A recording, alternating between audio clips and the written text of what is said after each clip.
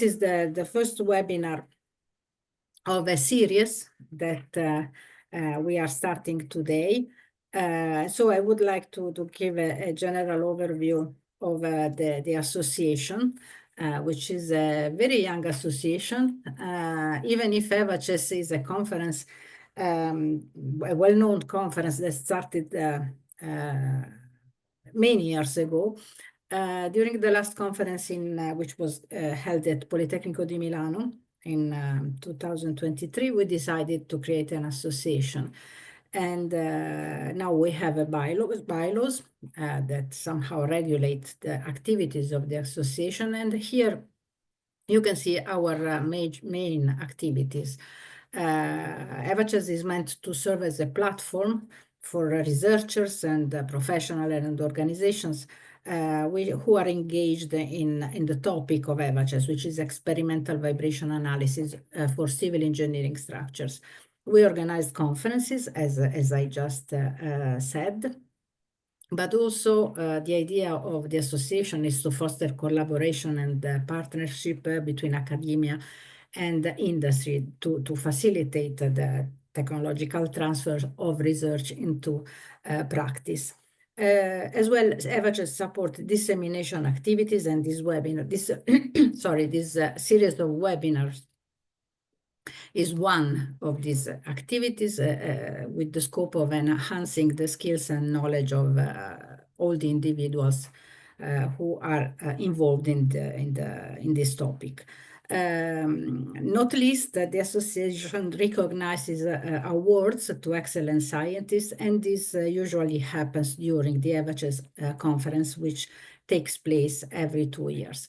Currently, the EVACES board is composed by me as organizer of the last EVACES conference, by the organizer of the next conference, who is Professor Álvaro Cunha from the University of Porto, where the next EVACES will take place, and the organizers of the previous EVACES conference, Rodrigo Astroza and from the University of de Los Andes in Chile, and Professor Jidang from Saitama University in Japan. The board also involved a very important figure who is in charge of dissemination, and is Dr. Giordano from Politecnico di Milano. Is let's say the main, he does all the work behind these webinars. We have a website. Here with this QR code, you can access the website where you can find all the information about past conferences, about this series webinar, and also other news about our activities. There is also a LinkedIn page. You are invited to follow us. Again, using this QR code, you can access directly the page, and you find all the information. The main, let's say, channel to convey the information about what we do and updates about the activities is LinkedIn. As I said, it's been since many years that we organize conferences. The first was in Bordeaux in 2005, and the last one in Milan in 2023 that I organized with 3 colleagues, Professor Gentile, Professor Belloli, and Professor Cigada from Politecnico di Milano. The proceedings of the conference are published in 2 volumes by Springer. We had a large number of participants, more than 200 participants from 39 countries. And the proceedings are included in these 2 volumes published by Springer. Also a special issue that contains some selected papers presented, these are extended paper with respect to those presented at the conference, which have been peer-reviewed on the Journal of Civil Structural Health Monitoring. The next conference will take place in Porto, the beautiful city of Porto, organized by Professor Álvaro Cunha and Professor Elsa Caetano in 2025, and the organization is very advanced. We are at the stage of paper submission now. Here is the QR code of the conference, of the new conference, forthcoming conference, so you can find more information here. well, the scientific committee members cover all the branches of under, let's say, experimental vibration analysis, and they belong both to academia and the industry. And this is one of the main, let's say, specific aspects of EVACES, a strong collaboration with industry. We have an industrial committee. These are currently the members of the committee. And in the last conference in Milan, we organized a very successful session where several industrial stakeholders presented their work, and was very well attended. Okay, so let's come to the reason why we are here today. So the EVACES International Association Webinar Series. This, as I said, are opportunity to explore the latest advancement in vibration analysis for civil engineering structures. And we plan a long list of webinars that I'm very happy to start today with, let's say, my friend and colleague, Professor Ruben Boroschek from the University of Chile. Ruben is a professor at the Civil Engineering Department of the University of Chile, and in more than 30 years of career as a professor, he has published more than 300 papers in journals and papers presented at conferences. He is an expert of several topics, mainly in the field of seismic hazard, experimental dynamics, and of course, structural health monitoring, and seismic protection of structures using base isolation and dissipative devices. Very importantly, and very in line with EVACES, beyond his academic activity, Ruben has also developed extensive consulting in the areas of structural health monitoring and structural hazard and risk assessment. He is currently CEO of RBA Consulting, which has a portfolio of more than 60 monitoring projects in mines, ports, and 400 projects in Chile, Peru, Argentina, Germany, Pakistan, and Indonesia. In 2017, he was named Engineer of the Year by the Chilean Association of Structural Engineers, and was awarded the Best Industrial Project of the Year in 2029 by the same association. So as I said, this combination of academia and industry is very in line with the EVACES activities, and is reflected also in the title of the webinar Professor Boroschek will give today, which is Structural Health Monitoring as a Tool in Decision-Making, a View from Practice. So now I'm very happy to leave the floor to Ruben.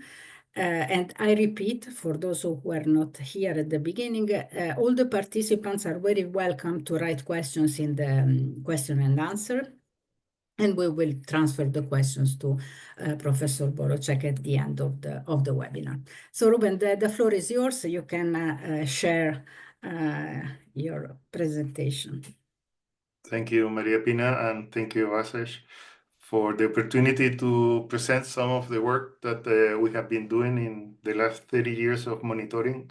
The first instrumented building that I put the census myself was 1982. It was an analog sensor to try to capture the response of the building in Costa Rica.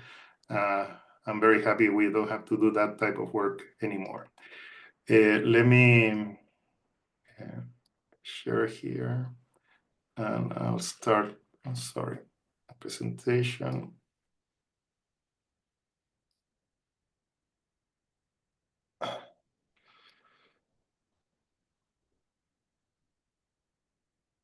Okay, can you see the screen and can you hear me? Yes, very well. Okay, so just please interrupt me if something goes wrong with the internet or whatever sound. Okay. So my idea is to present some interesting, I think, interesting project, but not from the technical point of view only, but also what was the client or the objective of the monitoring. I think this is something that we have to try to work on, and I will share some academic projects, but also some industrial project. For example, on the left upper corner, can you see my cursor or mouse moving? Right? Yes, Yeah, yes, okay. we can see. So this is Andahuaylilla's church in Peru, Cusco area. So it's a 1600, if I'm not mistaken, structure. So we, with Professor Rafael Aguilar from Catholic University in Peru, we put sensors from academic point of view to monitor vibration, earthquake, but humidity and temperature. This is an adobe structure with the interior looks like this. They call it the Sixtine Chapel of Latin America. And it has been working and running from the Andes to, and we received the data in the Catholic University for more than 6 years now. And the nice thing is that we are trying to capture the effect of public moving around the structure and humidity to try to understand and preserve this historical structure. There is another, like I to my best understand, there are at least 2 more churches that are monitored like this. One of them I'm part of the project, and another one I'm not part of it. But very interesting project from academic point of view. What's the difference is that we have time to put the sensors, decide on how to put it, do modeling, and have plenty of students.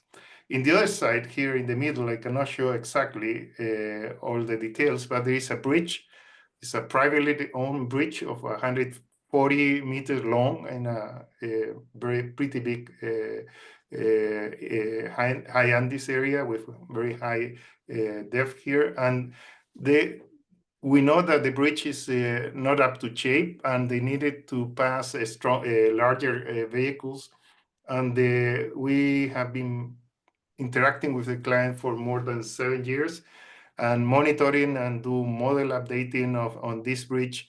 And it's the opposite. I mean, the budget is much larger than in academia, but the time is very limited, and restrictions on how to enter the bridge and where to put the sensors and all the matters that are administrative make this monitoring very complex here.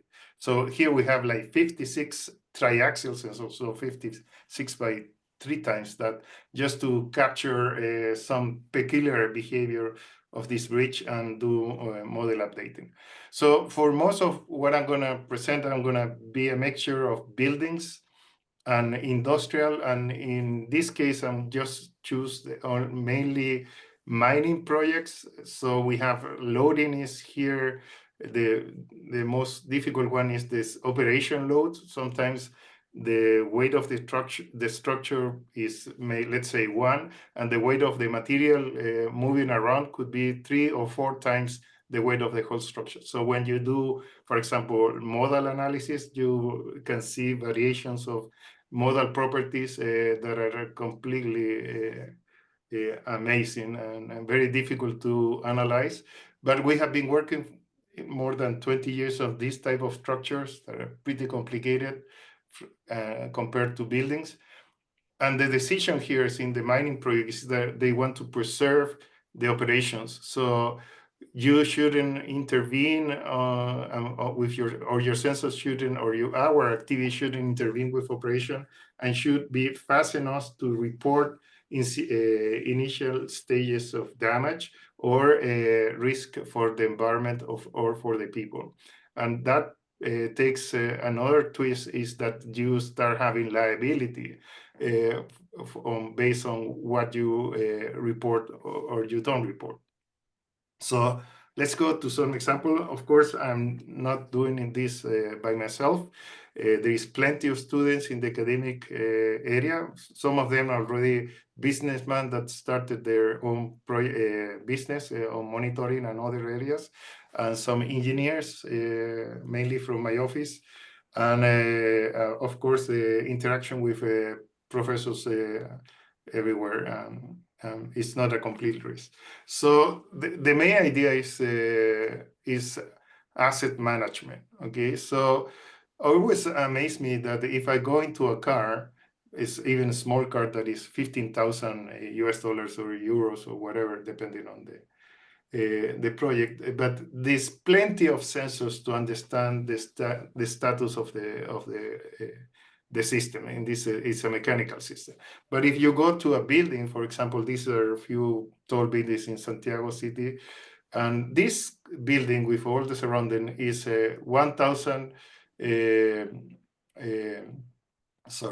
This building is 170 million US dollars. This is 1,000 million, and each of these is 100 million US dollars. And this one has some monitoring system that we have there for nearly 14 years now. But the other ones, they refuse to have the information. And this has caused a lot of problem to them. And it's amazing for the community that the people don't want to be monitored. And if you want to do asset management, I mean, how are you gonna know what's the status or the state of the structure if you are not able to monitor? You can say, okay, you go and visit the structure and go walk around and try to see what's going on, but that's completely not impossible, especially in buildings. Just think about hospitals where you have many things that are covering your eyesight from inspecting the structure. The non-structural components are always affecting you.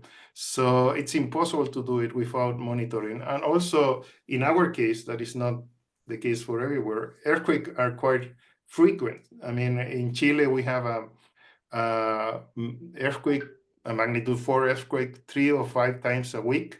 But an earthquake that produces a 1% G or 3% G, we will have it in each location on the seismic areas, maybe twice or 3 times a year. Okay, so, and we have a magnitude 7.5 that produces 8% to 10% G in some areas every 5 years. So we cannot think of a whole country just waiting for earthquake and inspection by engineers. Civil engineers in Chile are maybe around 4,000 in the structural side. So it's impossible to inspect for inspection. If we don't go to monitoring with sensors, this is quite limited. But we are not going to limit and monitor everything, of course. So we have a strategy in Chile that started in 1910 that whatever we build, it has very low probability of damage, and actually it works. I mean, we already tested that type of system. So, but if we're gonna do asset management, we need information. The first things that we need is to understand the concept of design and construction, if that exists, if not the too old structure, of course. If possible, the maintenance history, status or understanding of the condition on the infrastructure, any environmental and usage factors, current regulations and standards that should apply to the structure, oral standard. Of course, monitoring, hopefully automatic, fully instrumented monitoring, but it's never an option, at least in Latino countries. And of course, to know what are you going to do with the information, okay? And this is tricky. We have many cases that we started a monitoring system with alerting information, as I will show, but the client doesn't want to receive any of this information anymore because of liability issues, because they don't have time to follow and act and react to the information, and also because they don't understand where we're sending. I mean, if we try to speak in terms of mode shapes and changes in mode shapes or the variation of model properties, they start getting lost, and they just want to have clear answers about their facilities. And so this is an issue that we can discuss later, but once you get into monitoring, that's okay, but you You have to know what to do as with the data as a consultant, but also how to transmit that information to the client. I'll show some example of that. In Chile, at least, and some Latino countries, but in Chile, most of the our dams and water resources, tailing dams for mine projects are mandatory to be instrumented. So there is plenty of instrumentation in all the dams, and not only accelerometers, but also deformation meters, pressure meters, and flow meters, and many other things depending on the type of system you have. If we go to the industry, then the things are not it's not enforced by law. So there are some critical infrastructure like LNG facilities and highly risky facilities for the environment that they have some type of monitoring. Yeah, bridges, on the contrary, this is a picture from Peru, a failure of a bridge. In this case, bridges are starting to be monitored. There is a pretty heavy program by the railway industry to monitor the bridges after some collapses, but still not mandatory. And we are not monitoring building except hospitals. That is a mandatory by the Ministry of Health. All the critical infrastructure, particularly that one that is base isolated, that is pretty common in high complex hospitals in Chile, has to be monitored. But there is no clear guidance. What do you do with the data? In the case of monitoring of earth or dams in general, you have like 2 or 3 days to report to the authority that you have no damage. Okay. So they allow you to continue operation. But if you don't report, then you should shut down. And that has been working since the 1970s. Okay, so but the responsibility is on the owner, and that's how it works here. So why don't we have a culture of monitoring? At least in Latino countries, I can track 2 things. One is that for our students, I'm a professor of dynamics and seismic design at the University of Chile. Our education is based on analysis and design of new structures, at least in our countries. Very little information on preserving existing, not even historical structure, just old structures that were designed by some code maybe 50 years ago. So it's very limited, but I think the most important thing is that we don't design to do inspection or maintenance of the civil infrastructure. If you compare us to the mechanical world, I mean, they always think on building something that can be inspected and maintained. But in the civil world, maybe, of course, you will always have an example that contradicts this. Most of what we do, we are not thinking how we're going to inspect this. So the strategy, for at least in Chile, was to make it so robust and strong that the possibility of damage under the extreme loads that you will have is very low. Okay, so we are looking in a different way. We are saying, okay, I'm not going to be able to inspect, for example, a ballroom here that is fully covered in non-structural elements you never see, and maybe you don't even know which is this non-structural or what is inside, if it's a structural or no. I mean, there is no option for inspector to go into a structure like this and say, okay, there is a crack here or there. In the case of Chile, mainly, and I think most of the moment frames have this problem in buildings. So this is a key issue, that we don't train people to do it, and we don't design for inspection and maintenance. And this is is causing the problems that we are seeing. So we work mainly as a reactive action, and if we can do it, we do it. So for some critical infrastructure, particularly in Chile, as I mentioned, hospitals and some bridges, all the dams, and some industry, we are putting sensors. but not as we did in 1980s to monitor, but actually to monitor and analyze the data and send information in, hopefully, in near real time. So the change here is changing from the old census to census that can detect the physical variable and send it to a local or remote facility for processing in a way that could be fully automatic, okay, fully automatic, and then send it to the client in a language that can understand. If it's, for example, a bridge superstructure that fell down in the middle of the night, I mean, then immediately, if we are losing the slab of a bridge, then a street light will pop up on the extreme part of the bridge, and you know that the bridge is no longer there, with a simple street light that anybody that is not trying to understand this will understand. This happened in Chile. Actually, we in the last 2010 earthquake, magnitude 8.8, sixth largest earthquake in the world, at least 10 or 15 people died because of don't seeing that the bridge was no longer there. It was 3 in the morning and the light went out, so there was no only lights from the car, and they didn't see the bridge was missing. So very simple information. And if you are a manager, well, we have information according to the requirements and knowledge of the manager. And for alerting system, of course, this should be a robust a system of communication. So for many years, we have used many type of sensors.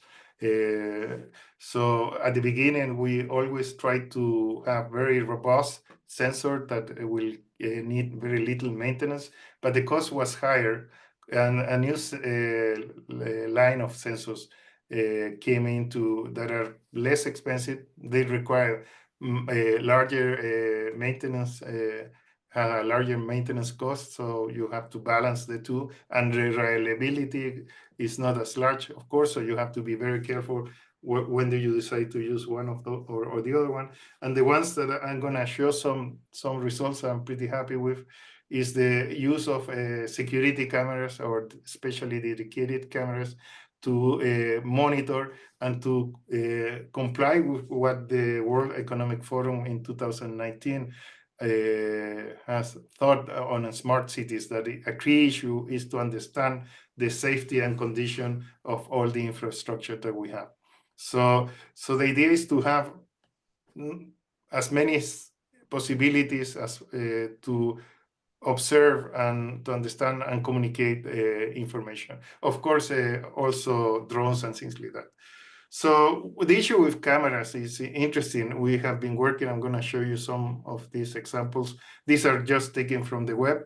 So there is so many cameras that you can actually observe the response to an earthquake or failures of the structure.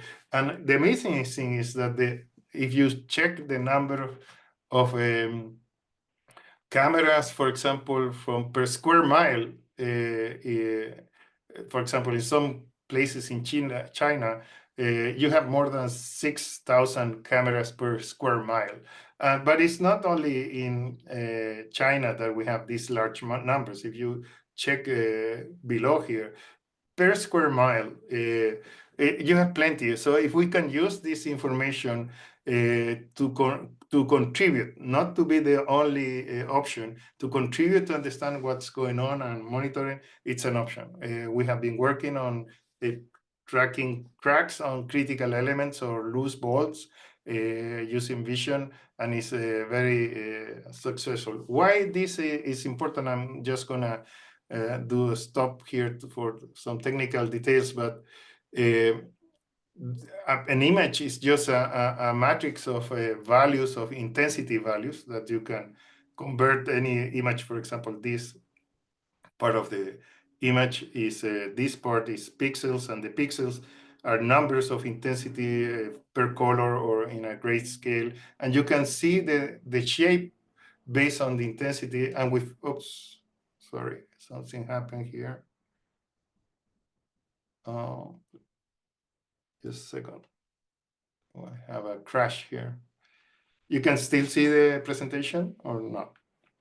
Yes, we can. Maybe you might want to switch. Yeah, okay. Yeah, something happened. Don't worry, no problem. Yeah. So I'm on the image with Marilyn Monroe here rotating. Is that okay? Yeah, I'm back. Yeah. Yes. Okay. So, for example, I did my sabbatical in Japan at Tokyo University recently, and with the help of Professor Kusunoki and Professor Trevor Yeo, we did a blind test. I did a blind test, and they helped me just provided, for example, a test in e-defense, okay, that I didn't know anything about it, and then later I learned who did the test and everything. And the challenge was, okay, looking at these security cameras that are more or less dedicated for structural view, can you tell us the response of this building? Okay, so these are not high resolution cameras, but they have plenty of cameras, so I can triangulate and corroborate the data from one corner to another one using techniques that were developed in the 1970s. Okay, I'm not using deep learning for the moment. We have used it, but I'm not presenting that because I think still feel more comfortable to understand what I'm doing. So the idea is to take this, for example, cameras, 13 cameras, and to track very critical objects in the structure. These green crosses that you see there are highly redundant estimates of the motions. So using a simple optimization technique, you can get, if you control the distortion perspective and scaling things on the system, you can estimate, for example, each of this floor displacement, total displacement. The camera in this case is fixed, so the total displacement is the structural displacement. If we have a motion in the camera, then you get into a bigger problem that I'll show you some examples. So you get the displacement from the cameras and then estimate the displacement between floors. Then now with Dr. Yeo gave me the sensor real data, and I compare it blindly with the blue data is the video data, and the green data is the sensor data. The error, it's amazingly small for something that was not planned for. But not only this, we can also do some crazy things that not always one should do, is to take the derivative of this and estimate the accelerations in the floor in a bandwidth that is consistent with the frame rate of the video. But here you see the base acceleration compared in the bandwidth of interest, and the error is still very low. So this is a real good option. And with this, we can do many other things that I think are moving in the right direction to have an option. This is a test I download from University of San Diego, the standard test. So this is the video, sorry for the speed, but just for the shape. So I take a zoom here in this, and then the system, the software I developed in MATLAB, automatically tracked the ruler, but each of these points is now tracked permanently. And so frame by frame, I know the formation, but not only that, I can take the rover, for example, the formation, and even I can monitor the bolts or the uplift of the plates, things that they have no sensors I cannot compare with. I can, of course, get this information. If I want to go further, I can look for the deformation of all the edges, and this is the red upper corner, so I can track in each frame the complete curvature of any edges being straight or non-straight. That is the same, but it's an option. So if I take the same video and extract the upper frame, that is the isolation deformation reported by the researchers, and I take my deformation as obtained from the video, and I superimpose both, the error is very small, okay? So that's the idea. The idea is that we can extract information from tests that didn't have the answer, but the nice thing is that we have some examples I'll show that we are using internal security cameras to use and obtain the information. For example, in this case, you see a BRB test, and this is the reference. And some of in this test, there was some sliding and some loosening of the bolts. So there is no sensor on the bolts, but I can track which of the bolts was the one that actually got loose. Okay, so if I put some markers, automatic, of course, I'm not doing this by hand, hundreds of markers or thousands of markers in critical corners detected by the system, then I can actually track the motion, and you can see the yellow trace of the motion, and then you can have in the coordinate of the image, and then rotate it or correcting for perspective and vision distortion and many other things. So it's not simple. You can exactly know what's going on. So let's go away from vision and try to work on some practical systems. So, for example, in this building, 52-story building, the owner it was the first tall building in higher than 50 stories in Chile. So the owner wants that we monitor the structure and compare with the designer model, so he can be confident that the design model was okay. So we did this at the beginning with a mobile system, and when we reach 10 stories or 15 stories, then we install a permanent and continuous monitoring system that will report every 15 minutes the model properties of the lower than the sensor level system. So, for example, here we have the first 3 frequencies of the system, and every 15 minutes for nearly 2 years, we report the model properties. And you can see here, the lower part here is days, but the data is 15 minutes. So we can see the overall variations, not taking out the daily variations of the response of the system. So we were able to track everything and to compare the blue line, that is the experimental real structure, and the green red line is the designer's prediction. There was some quite constant issue here due to a torsional effect, due to a coupling with a structure. And the nice thing is that the monitor detected the system immediately, and there was a very big discussion if we need to be demolished or to redo the modeling and to try to estimate what's going to happen. At the end, the client and the design engineer didn't demolish anything because they predicted with the changes on the model that the building still comply. This building we finished monitoring in January 2010. There was a very strong magnitude 8.8 earthquake that produced damage on the building. And we were very lucky, and the client also, because this building in the inside is full of marble.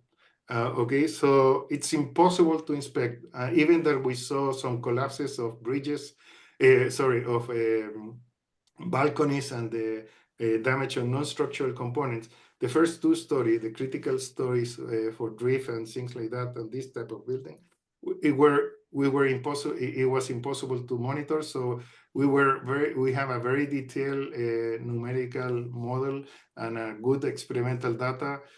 So at the end, the decision was taken just to use the data before the earthquake and after the earthquake, and based on that, take a decision into remove or not remove all this marble and everything. At the end, it was not removed, and the building has been performing okay for the following 15 years, actually, after the earthquake. So this is a case where the client was very happy to be able to do it.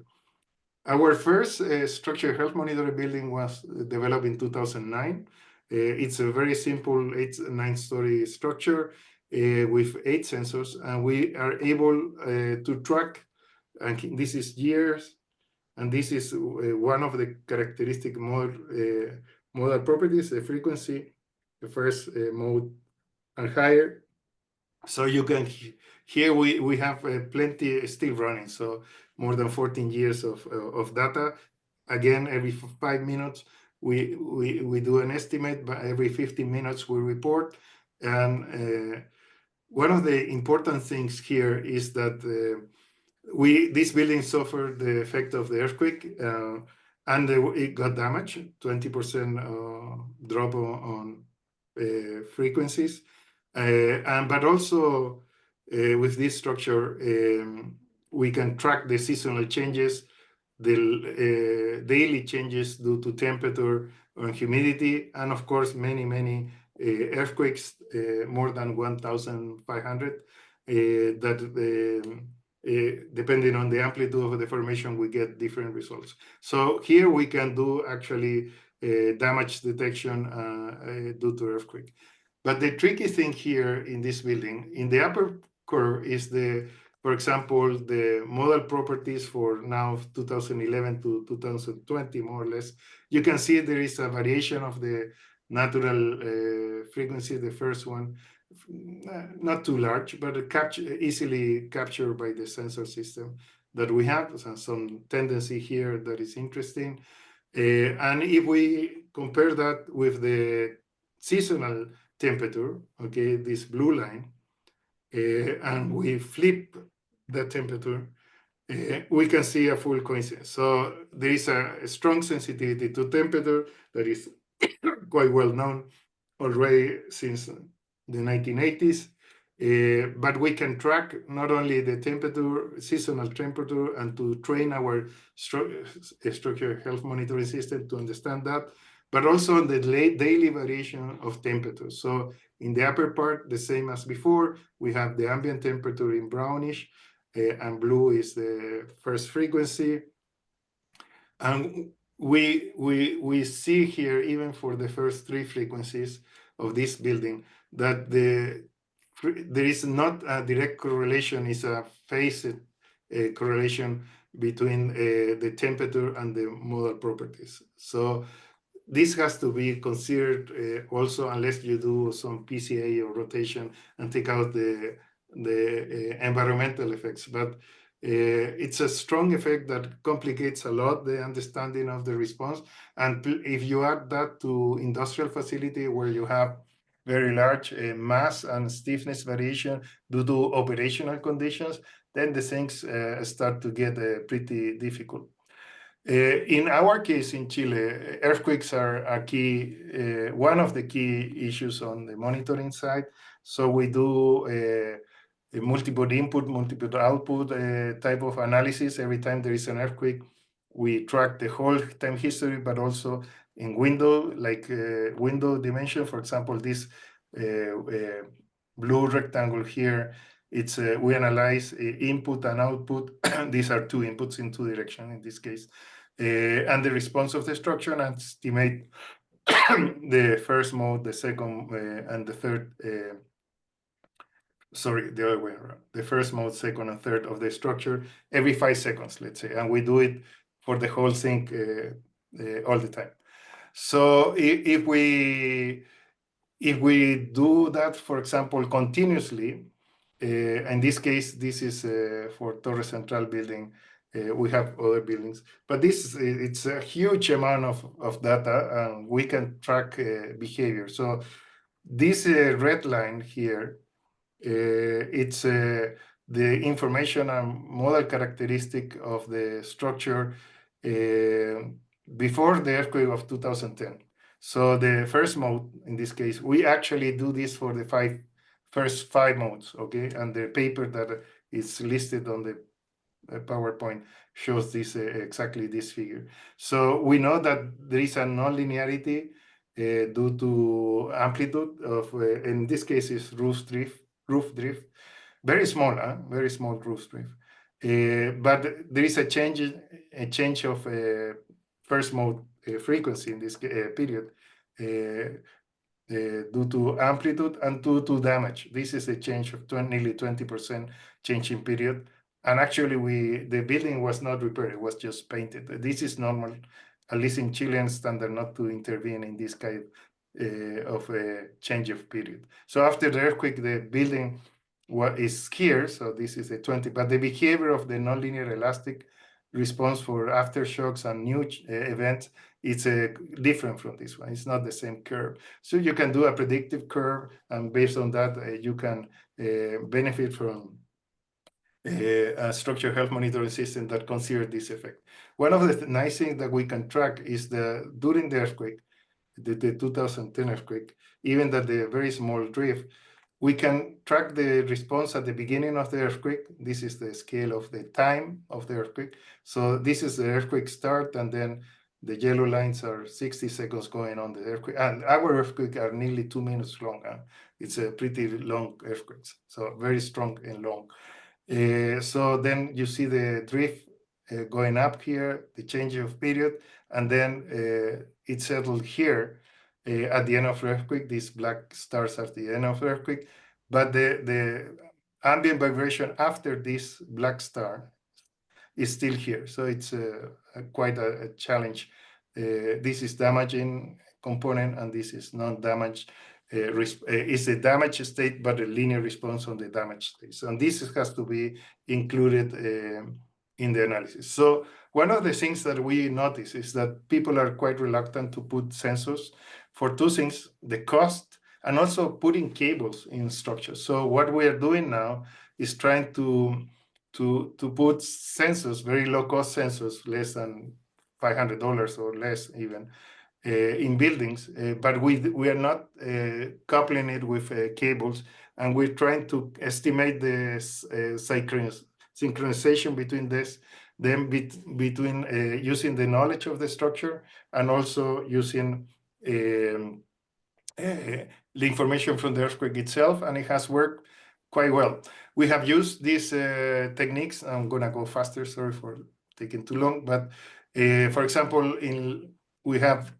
in this case, we were monitoring this large tank. You can see here one person putting the sensor. So these are quite humongous tanks with some fluid, with sand and other products in it that is having the bolts here at the base. This is not earthquake related, get loose due to operational resonance. So the idea was to detect when the resonance occur, why, and to avoid the resonance so the bolts are not loose. They cannot change the structure characteristic to avoid resonance, but what they do is to change the speed and not to stop in areas where a resonance can be built. So for the client, they just want to know where they shouldn't be operating, in which state they shouldn't be operating.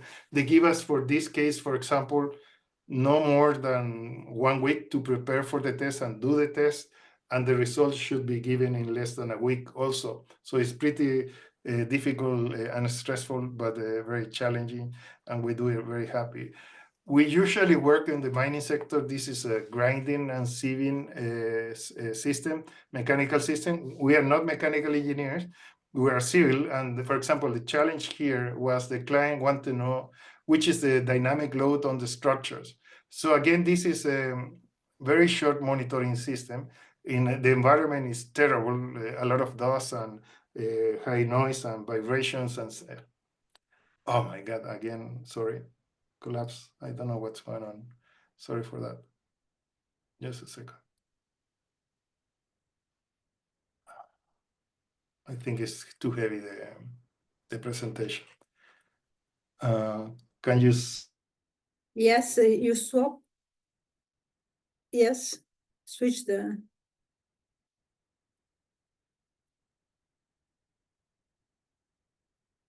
Ruben, are you there?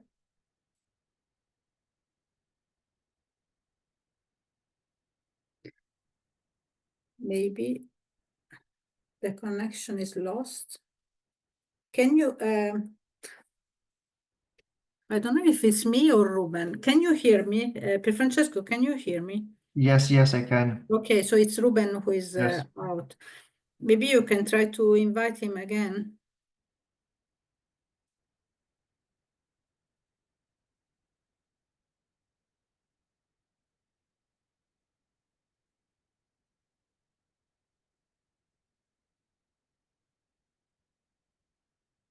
In the meantime, I see that there are questions regarding sponsoring the new conference. Alvaro, who is the organizer, already answered, but I maybe better to tell all of you. If you are interested in sponsoring the new conference, just well, you can check on the website of the conference. There are information, and also contact the organizer, Alvaro Cunha, Professor Alvaro Cunha, and they can provide you all the required information. I'm very happy to see this interest in the new conference, in the forthcoming conference. Let's see if Ruben is able to reconnect.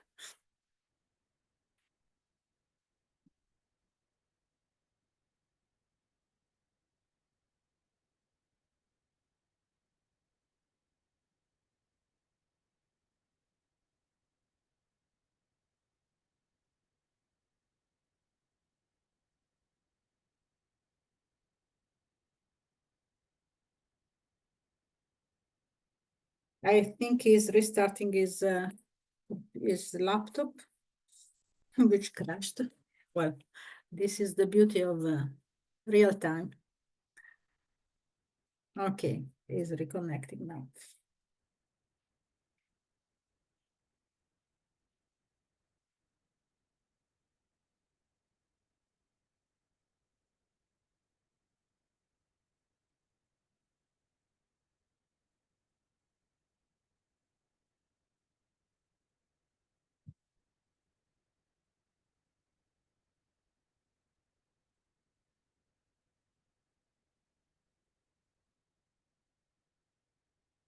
In the meantime, if you wish to ask a question, you can write them on the chat, and we will ask Professor Boroschek at the end of the talk.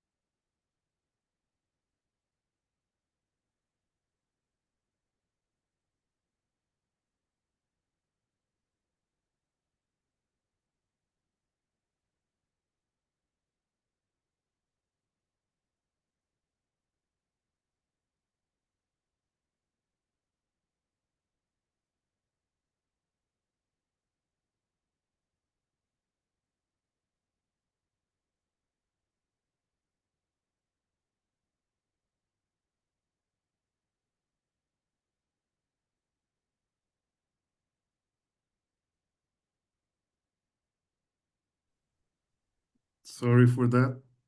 I'm back. Oh, here you are again. Great to see you. I'm very sorry. I need to have permission to present. Can you give me permission? Yeah, I think Yes. Okay, now I got it. Oh, I'm sorry. I don't know what happened, but the computer just stopped running. they have their own life, Uh, not necessarily synchronized with us. yeah. I'm gonna go faster. I know I taken too much time. We are at 45 minutes now. Okay, so I'll speed up. So we have you can see my presentation now. Yes, right? yes. So we have done that for large system, for example, in this case, machines and foundations that have damage and will be repaired. So we monitor at least 2 months in before, during the repair, and several months after that, so more or less 8 months at the end, so we can track the benefit of the repair on the civil components, not the mechanical components, and things like that. So they are very useful for the client. They just want the information. They finish. We just remove the sensors or leave it there. They are too cheap compared to stopping the operation. We've done that in ports, for example, for overloading on the deck due to excessive loads on the deck, or some burden that is too strong, also some currents or water difference and things like that.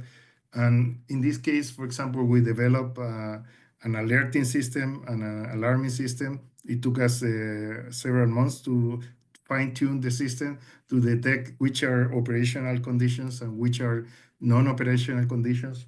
We were sending every time there was an alerting to the client, and at the end, after 6 or 7 months of getting information and not being able to react, he decided that we manage the alerting system because they don't have the capabilities to be taking care of what to do with all this, and we can discuss that later.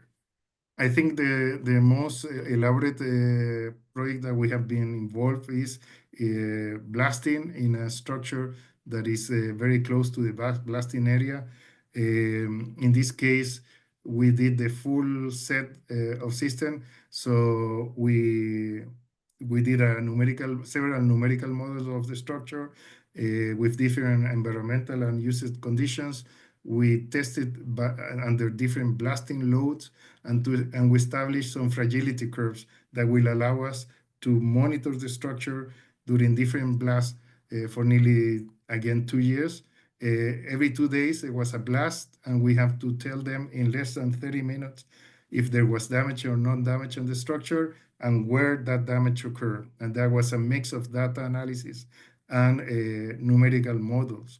The client was only interested in being able to use the structure for a limited amount of time, and the restriction of 20 minutes to 30 minutes to report the location and damage state was necessary for continued operation. This is a mining system. It's very complicated because there is a lot of loading and things like that.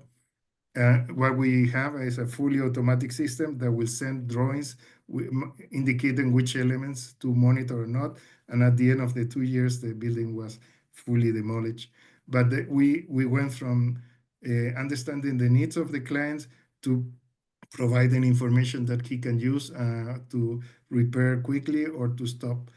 When we use earthquake and vision, there is the problem of motion due to earthquake. I mean, the camera is moving, but there are techniques like the original video on the left. We can stabilize the videos and correct for perspective distortions and do some scaling. And after that, we can monitor the structure properly, okay? And extract the information from a building has no sensors at all. And at least with these techniques, we can get some information. This is what we are doing now. For example, in this case, it's a tall building with a tube mass damper and some security cameras. The camera was not didn't have the idea to monitor seismic, but we are having a remote system, fully automatic, that will track the motion of the tube mass damper and give the deformations of this tube mass damper that has no sensors because it's a passive system. So this is something that we can extract directly from the videos that we are using. One thing that we have been exploring recently is to use drone to extract vibrations from buildings. This is pretty tricky because the drone itself moves a lot. For example, in the upper left, we have a tall building that we monitor. This is the same titanium building in Santiago. So we are able to extract the motion from the drone, and from this, through some empirical mode decomposition techniques, we can extract the natural modes, frequencies, and also the mode shapes. And in this case, we put some sensors on the building and compare the data from the sensor to the data from the drone flight. And it's very tricky and difficult, possible in flexible structure, very difficult in rigid stiff structure. But we are able to get, and I think this is promising because it's less affecting and it's just for inspection after an event. We're doing it in bridges also with a lot of wind. And in this case, because heavy traffic goes by, we are able to track the deformation. The static is not a problem.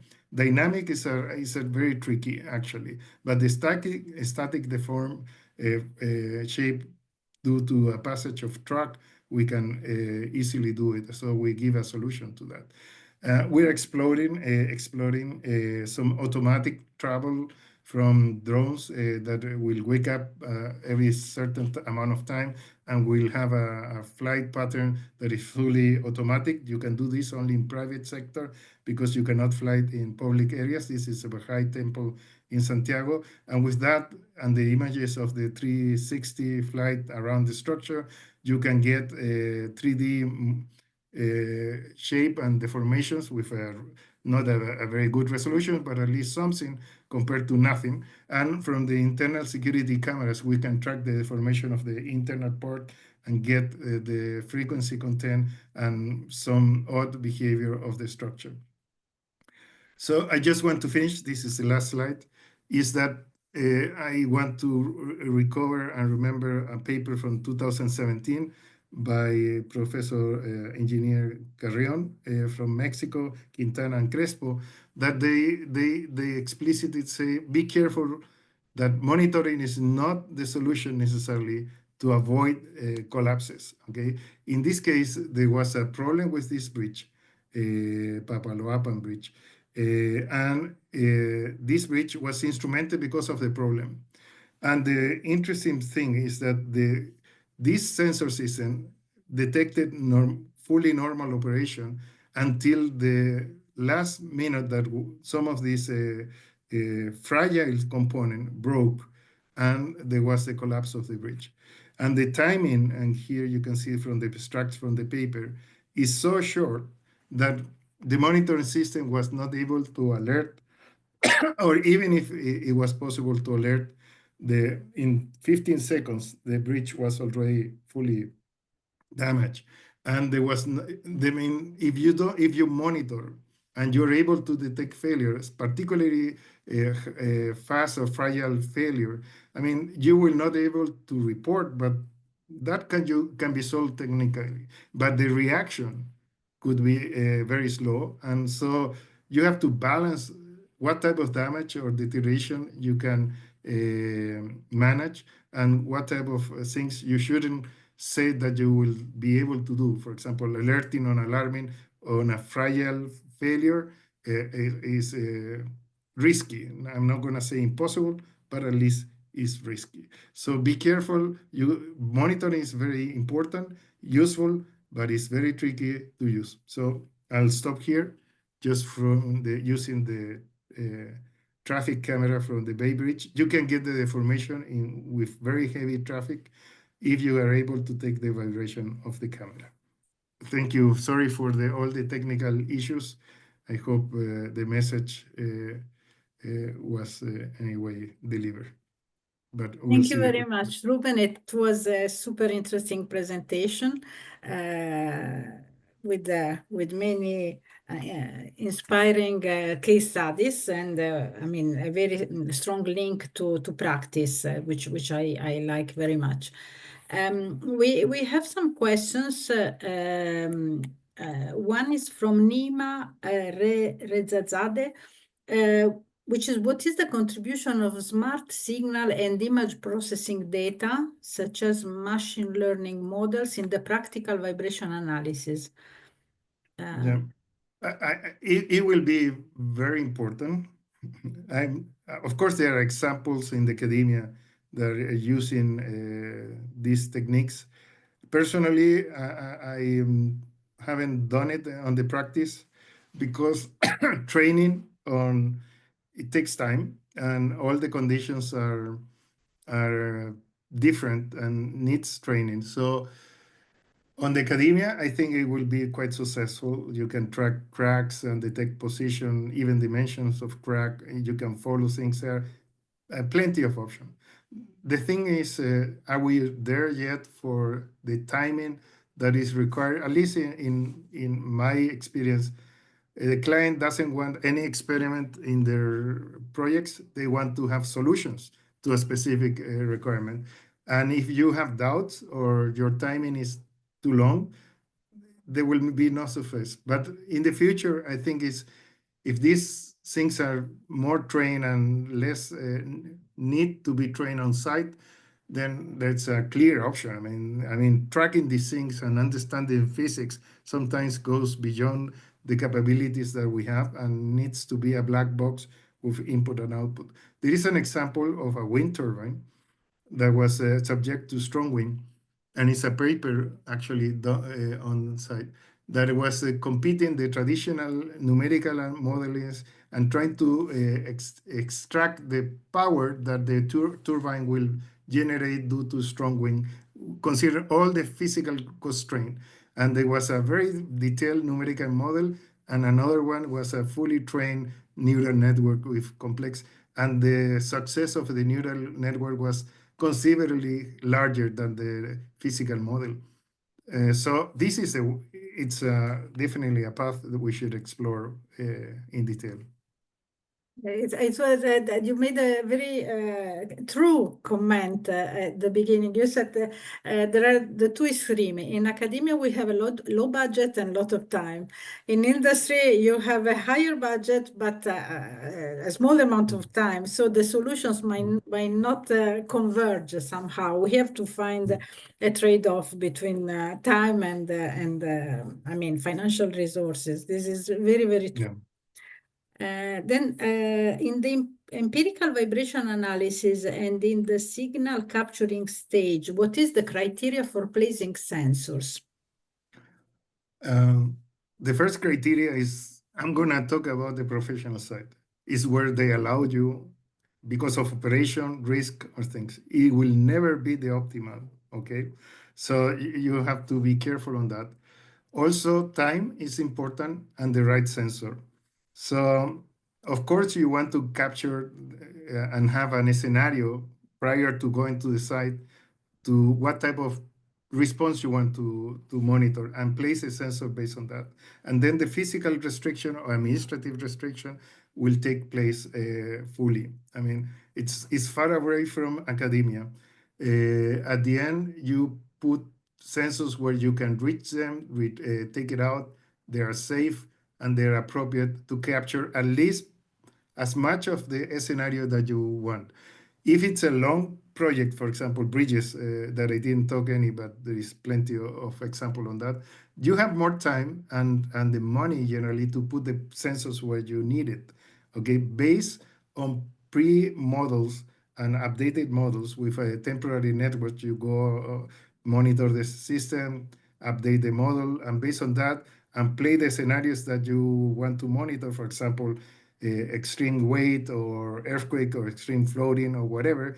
And based on those scenarios, you start selecting the location of sensors. It's not going to be the same location for all the scenarios, okay? Some of them will repeat, but it has to be very scenario-based oriented rather than just general strategies. Yeah, there's a question related to the previous.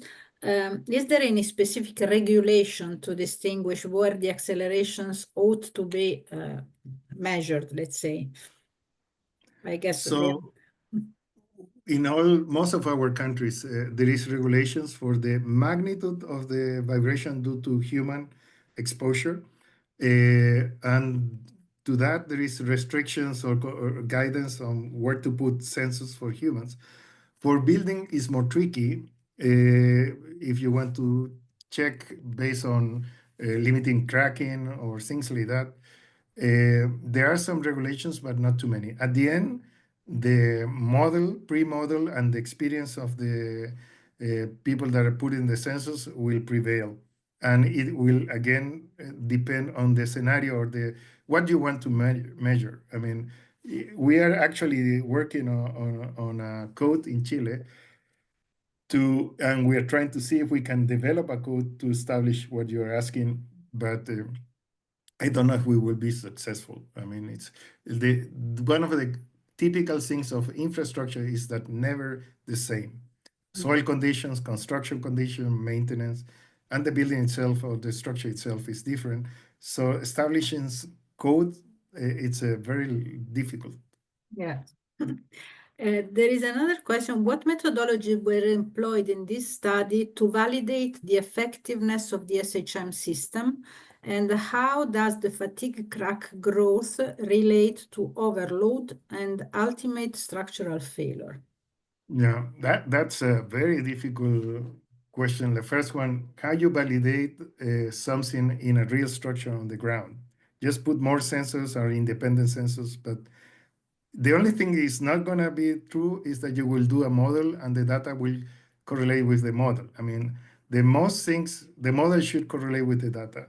But the issue is that the data will change based on operational condition, environmental conditions, and the state of the structure. So in general, we don't validate. And one of the big difference between us and the mechanical area is our sensors. They have established, like, for example, your sensors should be certificate or recalibrate or verify every 2 years, 1 year, depending on the material of the sensors. And the civil sector, we don't have that requirement. Can you imagine putting a sensor in a very difficult part on a bridge or building, and you have to remove it every 2 years or every year? We never done it. We trust the data because we have no option. We do have no option to validate, but no option also, or very costly, to replace and certify every sensor we put on site. About the cracking, I mean, if I understood properly the question, I mean, cracking is a very tricky, as I mentioned, for example, the building that lost the change of period was 20%, meaning loss of stiffness 40%, just square root of that. We didn't do anything because Chileans are used to cracks because we have too many earthquakes. We don't worry. We know that there is enough strength still on the structure, so we just cover the crack with plaster. So it looks nicer, but they're not necessarily repair, okay? And so it depends on the resilience and this risk conditions that the community is willing to accept based on the crack. Some people will not accept a single crack in the room, and if you're Chilean, you will accept it generally, of course.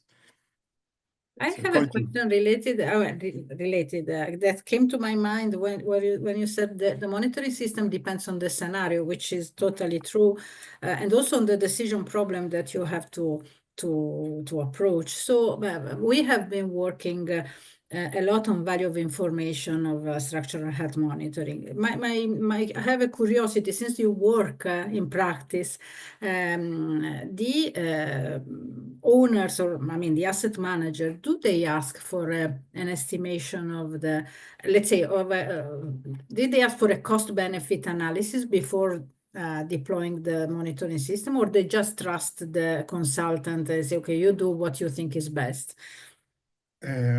It depends on the area and the sector, industrial sector. So if you go into the mining sector, that they produce $200,000 per hour of benefits, they don't care.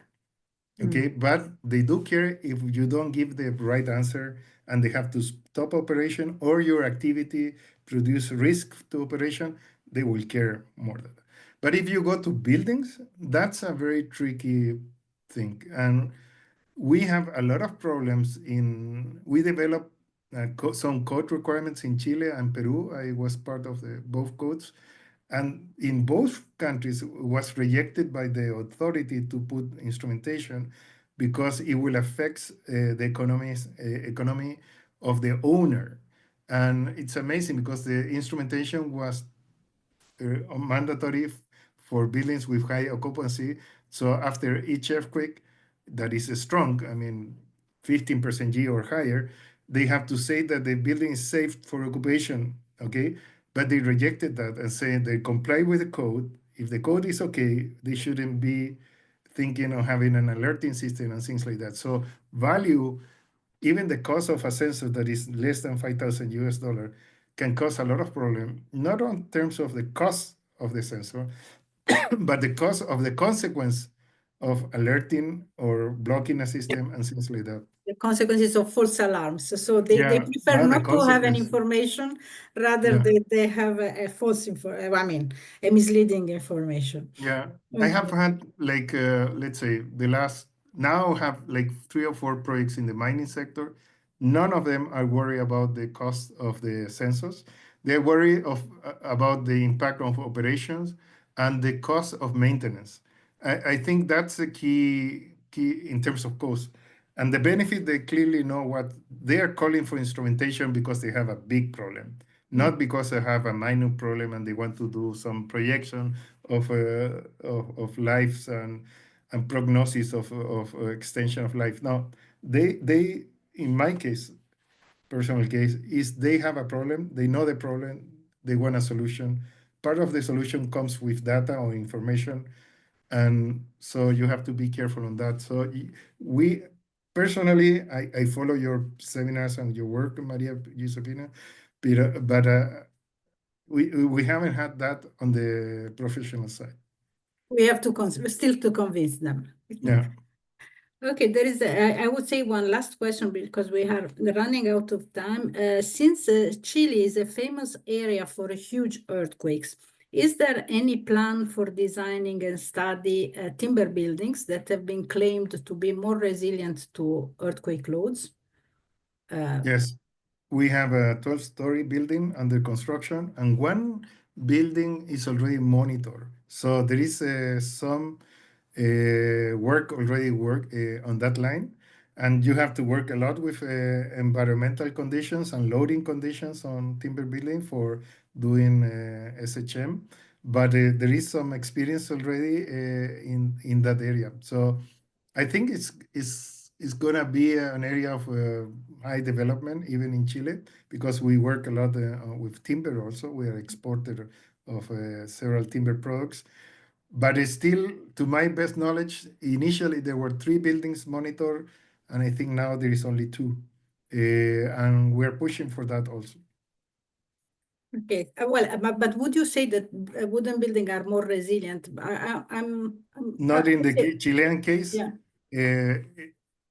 More resilience than a concrete shear wall building in Chile. I have to see that. It's more environmentally friendly, Yeah. yes. It's more pleasant to live in a wood house, yes. But maintenance and long-term issues of fire, just think about California fires spreading because of all the wooden houses.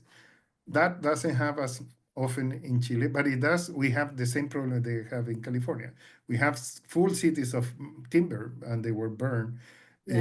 So it's a tricky thing. I think resilience has to be thought on all the considerations and aspects. I agree. I agree. Yeah. Okay, would you take a last question? There is one more. I have no problem.